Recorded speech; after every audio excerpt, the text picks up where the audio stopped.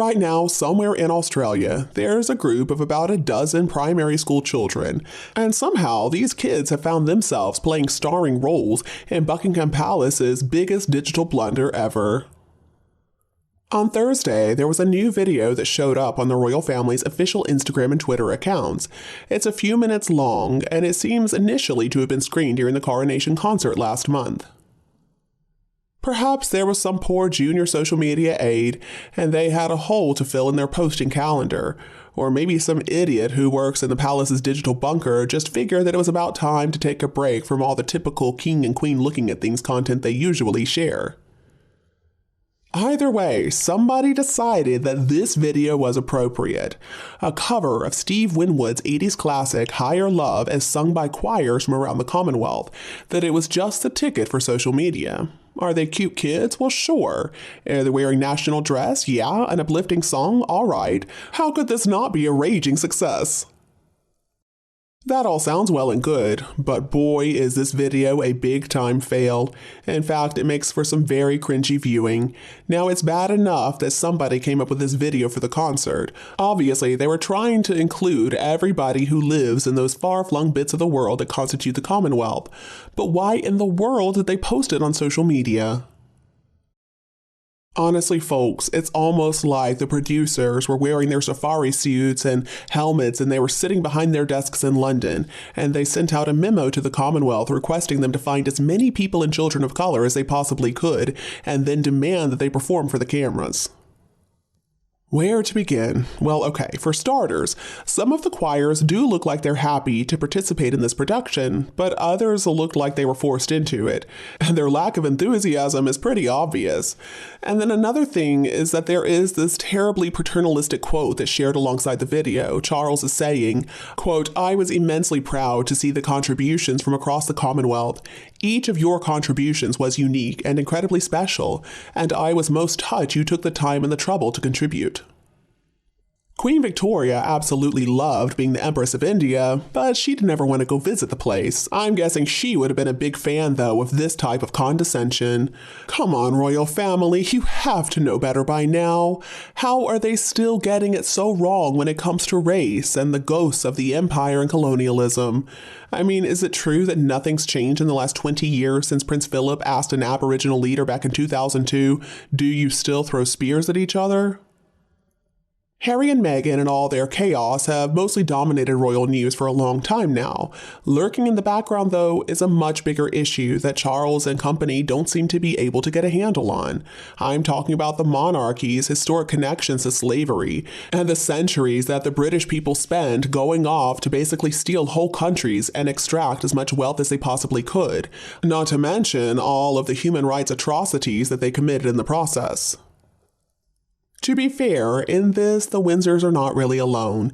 It would be difficult to find any of the major royal houses in Europe or noble families in the UK whose wealth cannot be traced back in some part to slavery or the sins of colonialism. But still, that doesn't really change the fact that the way the king is handling the situation has proven to be amazingly lacking.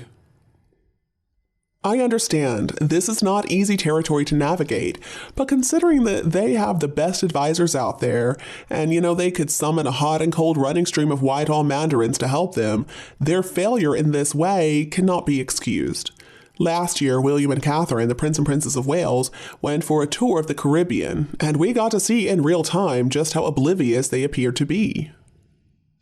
For example, they were dressed like they were going through the jungle when they were inspecting troops in Jamaica from the back of a Land Rover. How in the world did they think the optics of that were going to be any good? Later on, Kensington Palace tried to backpedal, insisting that they were requested to do that.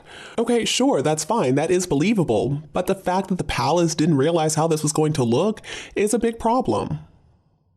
It's sad because it looks like the royal family has no idea where to begin when it comes to this complicated skein of empire and slavery in the monarchy. Now, occasionally, they have understood how to talk a good game, and that's something they have followed up with nothing. When Charles attended a ceremony in Barbados as the country became a republic back in 2021, he acknowledged, quote, "the appalling atrocity of slavery, which forever stains our histories." And then last year, William basically said exactly the same thing. He was speaking at a dinner in Jamaica, and he said that he wanted to express his, quote, profound sorrow. He also said slavery was abhorrent and an appalling atrocity. And then in 2022, the king went to a Commonwealth heads of government meeting in Rwanda, and he said that, quote, I cannot describe the depths of my personal sorrow at the suffering of so many as I continue to deepen my own understanding of slavery's enduring impact. If we are to forge a common future that benefits all our citizens, we too must find new ways to acknowledge our past. Quite simply, this is a conversation whose time has come. Well, bravo, that is correct. But at the end of the day, Your Majesty, what are you going to do about it? And this is the point at which so many people would argue that the king has nothing really to say sorry for. It's not like it was him and his direct family members who are living right now who sailed off to Africa to try to enslave an entire continent. But unfortunately, that argument doesn't really hold water, because see, the Windsors are not only another bunch of moneyed aristocrats who don't appreciate talking about how the great-great-grandpa made all his money, or why they have so much ivory downstairs. No, he is the king of Britain and the Commonwealth. So if he wants to wear that crown on his head, if he wants to sit on the throne, then I'm afraid that Charles does have a responsibility to show real leadership in this area. And I understand that there's one factor that could be making all of this a lot more complicated, and that's the idea that if the king formally apologizes, there could be legal ramifications for that in terms of reparations for various families, institutions, and the government who all benefited from the slave trade as well. But still, I don't buy the idea that this changes His Majesty's moral responsibility on this issue. He could figure out a way to make an official apology work and then give, I don't know, $110 million or something to fund schools or to give scholarships or anything that really reflects how sorry he is. But so far, the palace has not given any indication that they're going to do anything real, but they're still trying to drive home the message of one big happy Commonwealth family. And not only does this make them look cowardly, but also exploitative. There are some things they could do for starters. They could give back the remains of Alamayehu to his homeland of Ethiopia. He was kidnapped by British forces when he was only 7 years old back in 1868, and he ended up being taken back to the UK, where Queen Victoria found some sympathy in her heart, and so she decided to send him off to boarding school.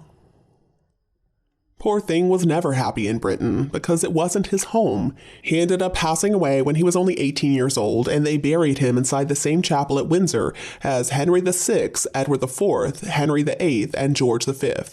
Only last week, Buckingham Palace refused Ethiopia's latest request for the remains. Their excuse was that digging him up was going to disturb other remains, but I don't think that's a very good excuse. I'm sorry, but they've got to figure out a way to make this happen. I mean, the royal family has no problem spending more than $700 million renovating Buckingham Palace over 10 years for the country, but they can't figure out a way to make this happen? I'm sorry, but it is not good enough. They have got to do better.